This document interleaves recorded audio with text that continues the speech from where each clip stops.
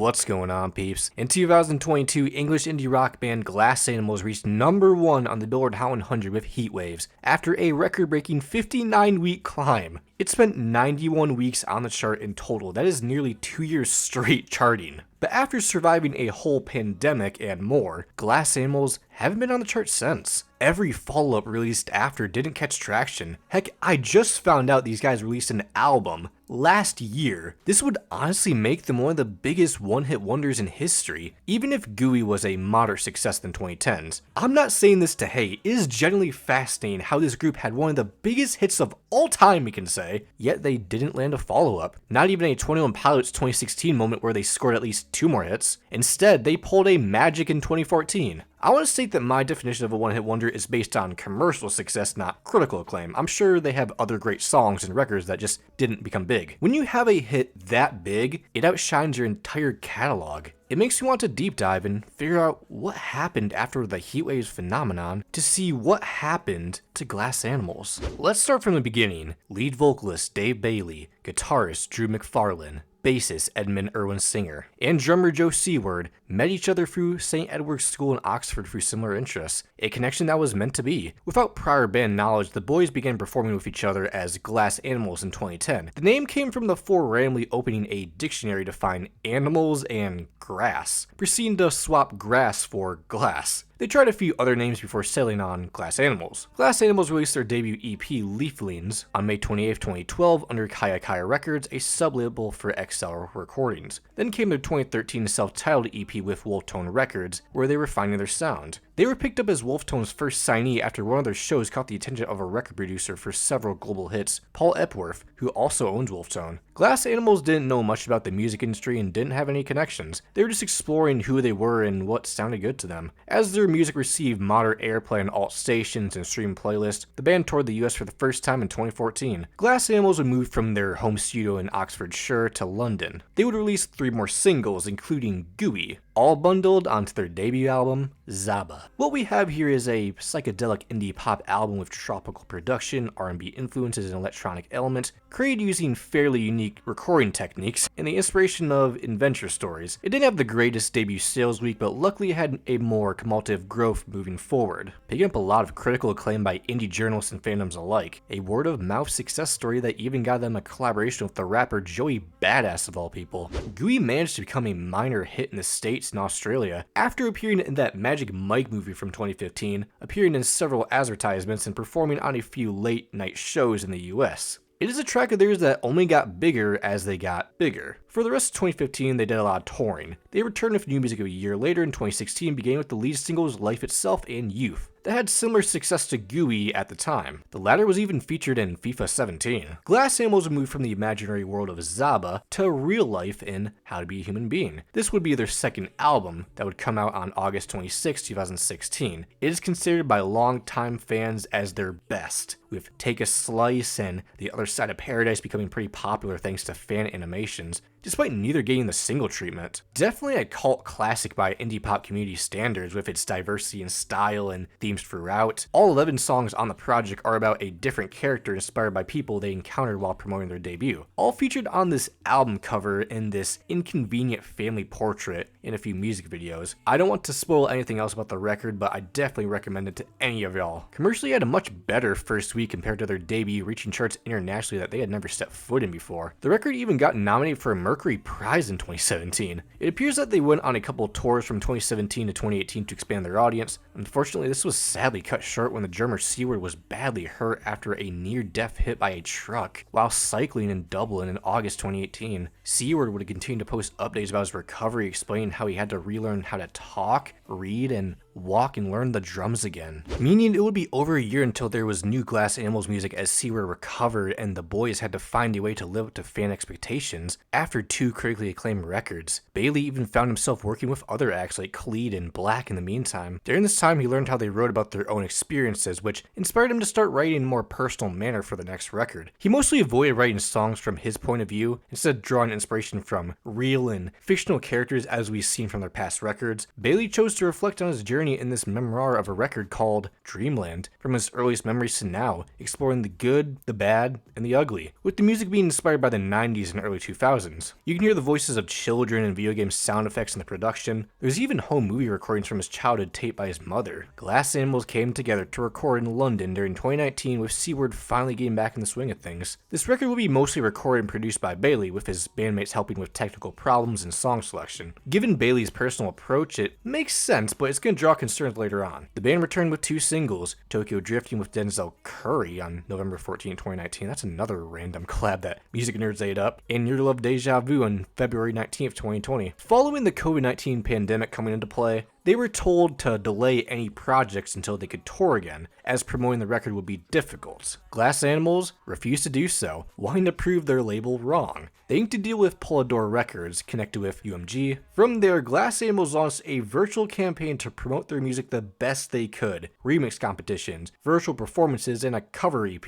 On May 1st, 2020, they announced their 3rd album, Dreamland, would be released on July 10th, 2020. However, it would be pushed back to August 7th in order to keep a focus on the BLM protests of 2020. The nostalgic process of the record even brought them to release a visual representation of the record the day after its release. Overall, Dreamland was received well critically, but in comparison to their previous 2 records, their fans seemed to prefer the stories of other people besides just Bailey's, and felt this new sound was too trend-chasey. It ultimately didn't matter, as Dreamland became their most successful album to date anyway, helped by its nostalgic feel that everybody was feeling when the pandemic was at its peak. They had built up enough momentum from the past years that this was always gonna be big. Probably not as massive as they expected though. The album became the group's first top 10 across the world, even the US. This wouldn't be the peak of their success, however. You see, in between the album's initial delay, there was one song released on July 29th, 2020 called Heat Waves.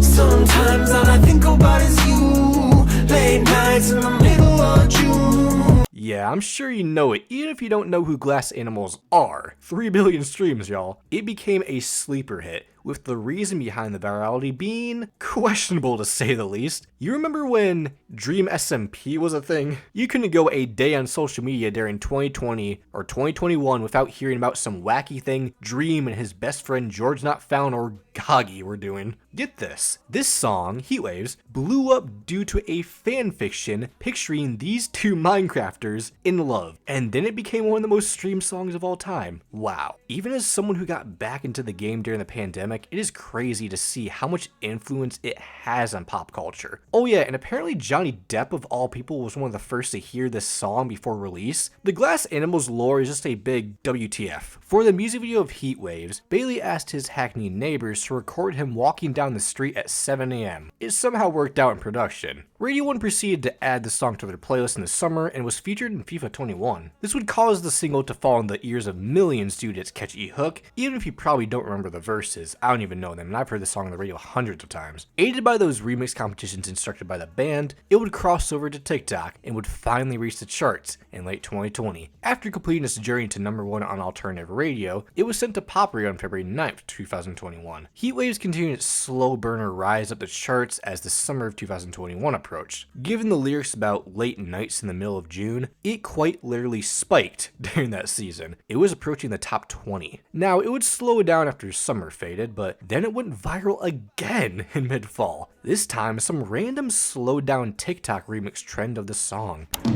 Sometimes all I think about is you, late nights in the middle of June. And so it managed to outpeak its popularity from 3 months ago. Eventually, it reached the top 10 after a 42-week climb, smashing the record for the longest climb to the top 10. After the holiday season faded in 2022, it leaped into the top 5 on its 51st week, breaking another record. With its radio play and streaming at its absolute peak, it finally topped the Hot 100 after 59 weeks. It would spend 5 weeks on top due to a lack of competition, besides Disney's We Don't Talk About Bruno. Remember when that was a thing? Heatwaves went on to spend 91 weeks in total on the Billboard Hot 100, the longest run in chart history. After a string of incredible luck that resulted in Heatwaves becoming objectively one of the biggest songs of all time, how would Glass Animals follow up such a career high? Could they escape the dangerous fate of appearing in an edition of Todd in the Shadow's one-hit wonderland? Well, there was an attempt. That new version of Space Ghost Coast to Coast featuring Bree Runaway in May 2021 that didn't really go anywhere. Their best attempt was I Don't Want to Talk, I Just Want to Dance that got a radio deal in September 2021. It peaked in the top 10 on alt radio in December and stalled out by the beginning of 2022. Didn't even get sent to pop. It's almost like Glass Animals' team put all their eggs in one basket and didn't even attempt to push a follow-up hit, because by the time Heatwaves left the charts, it was the end of 2022. Dreamland had been out for a solid 2 years and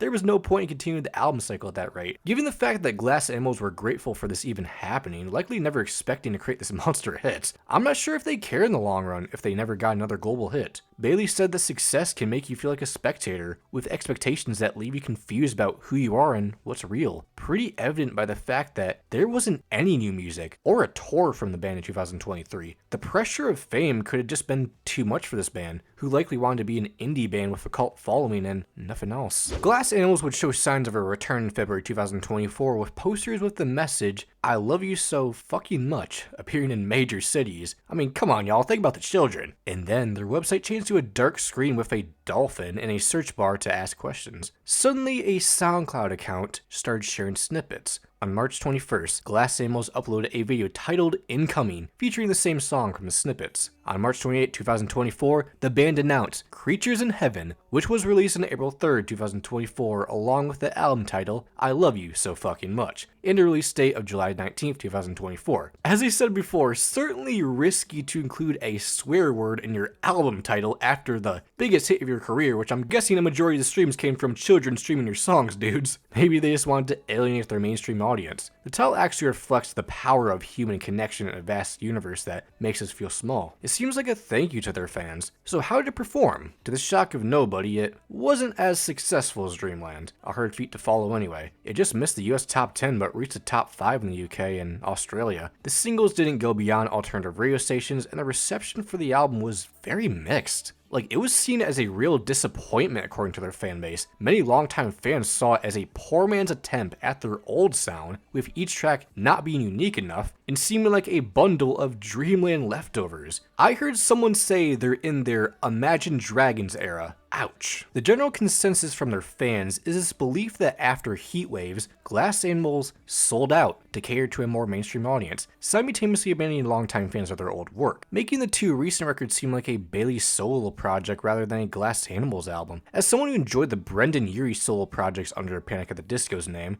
I didn't find myself offended by this change in style. I guess my lack of history with the band gives me less of a sour taste in comparison to someone who has been there since their debut. Given that poor attempt to push a follow-up single to Heatwaves and that large break between Dreamland on their most recent album, I think that's also why they haven't landed in the public's graces again. I genuinely think Glass Animals just got lucky in 2020. They put this smash hit at the right place, right time. Maybe a second hit just wasn't meant to be? I think it's for the best because I feel like if they became a hit-making group like Imagine Dragons or Maroon 5, they would find themselves chasing even more trends and their fan base would be even more divided. After this fourth record, I recommend them to go back to their roots, as much as I hate to put them in that box. Something tells me it turned out better than what is happening here. I want to ask the Glass Animals fan base, do you even like Heatwaves? Would it have been better if they never got popular and remained a fairly niche indie act? I'm sure the band had gatekeepers overwhelmed by the onslaught of new fans coming from the TikTok boom and Dream SMP community. I definitely think the group deserved at least another hit given how talented they clearly are and the amount of work they put into building up Glass Animals for the last 10 years. But as I said before, maybe it's for the best. They never have to worry about going broke again after Heatwaves happened. It was insanely beneficial to them. Heck, it likely put on millions of people to not just that song but the rest of their catalog. Becoming popular has its benefits and flaws. Some people just need to be more open-minded, I'd say. If you enjoyed this video and want to see more like it, like and subscribe for more base content. Let me know if I should cover the music in depth instead of just talking about their history and fan wars. I'll see y'all in the next one. Make sure to love all, and peace.